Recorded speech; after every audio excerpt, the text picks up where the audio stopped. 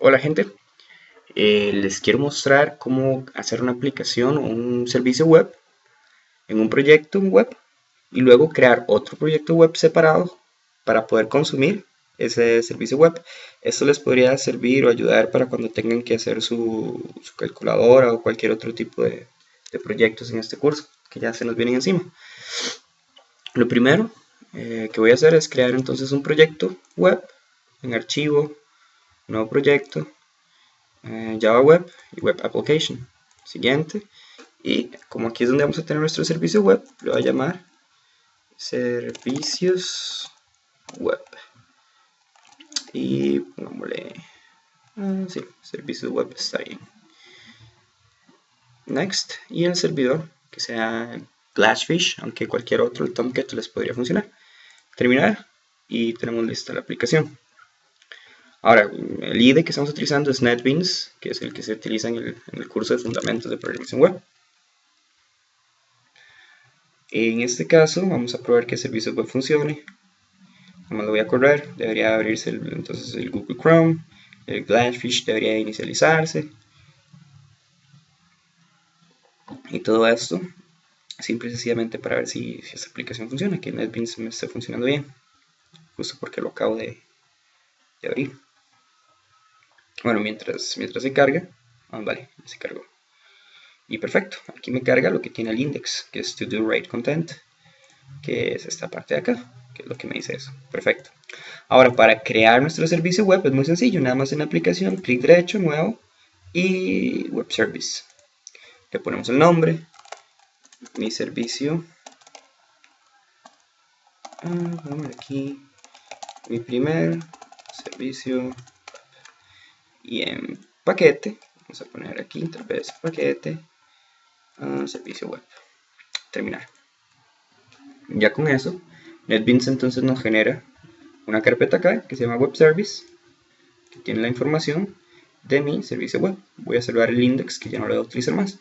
Vemos que el servicio web es simplemente una clase que tiene la anotación por acá de que es un servicio web y de que esta clase es un servicio web y de que este método es un método web.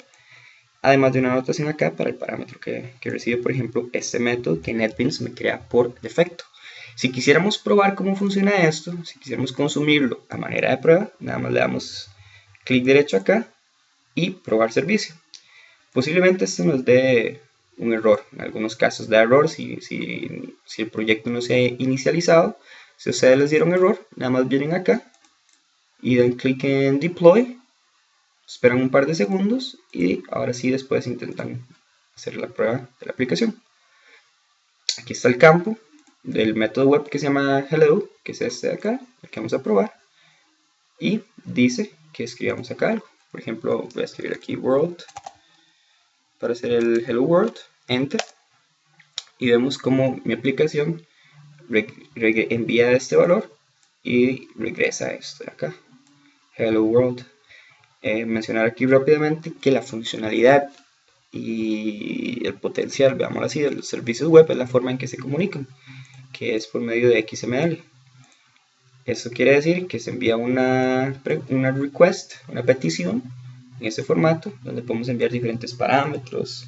En este caso solo enviamos uno, que es world, y se conecta entonces con la aplicación y se me regresa entonces una respuesta. En este caso sería toda esta cadena de caracteres: hello, espacio, world, espacio, y bueno, los espacios porque deja uno, y el exclamation point, el símbolo de exclamación. Vale, con esto lo que quiero decir es que si las plataformas estuvieran en diferentes, las aplicaciones estuvieran en plataformas diferentes, por ejemplo, una creada en C# y otra creada en Java, posiblemente se puedan comunicar porque tienen este lenguaje en común, XML. Ahora, ¿cómo crear entonces un método web que haga otra cosa? Para eso hay varias formas. Podríamos dar clic derecho acá y agregar operación. Y aquí podríamos crear entonces, digamos que gráficamente, el código del método. Podemos hacerlo de esta forma, pero para este caso lo quiero hacer todo a pie. Web method, y le vamos a llamar operation name, Le vamos a llamar devolver factorial, que es como el ejemplo del libro. Y public, vamos a volver un entero, devolver factorial. Vamos a definir también que recibamos un parámetro,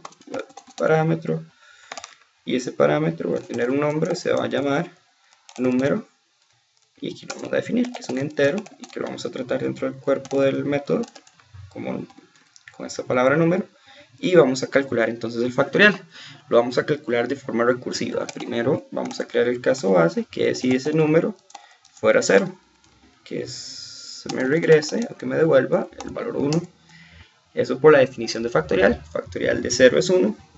Y para cualquier otro caso, que entonces regrese el número ingresado por el factorial del número anterior, que sería el número menos 1.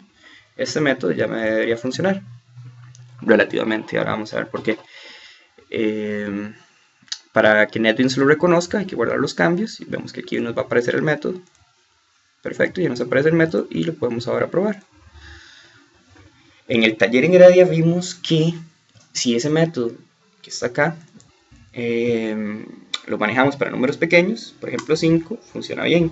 Van a ver el factorial, que es 120, el factorial de 6, que es 120 por 6, 720, y sí, o más bien, pero si hacemos los números relativamente más grandes, obtenemos valores inconsistentes, por ejemplo negativos. Una multiplicación de positivos nunca va a devolver un valor negativo, o si fuera por ejemplo 120 nos devuelve 0. Esto es porque estamos devolviendo una variable tipo entera, y esa variable tipo entera o tipo int es limitada en espacio, por lo que generamos esos valores inconsistentes. Ahora, para resolver esto, podemos hacerlo de varias formas. La que vamos a utilizar acá, que fue la que mencionó Julio, o famoso Pedro Pérez, es simplemente cambiando el valor de retorno. Ese valor de retorno podemos utilizar una clase, digámoslo así, un tipo que son enteros grandes. Justamente en Java existe algo que se llama eso, enteros grandes, big integer,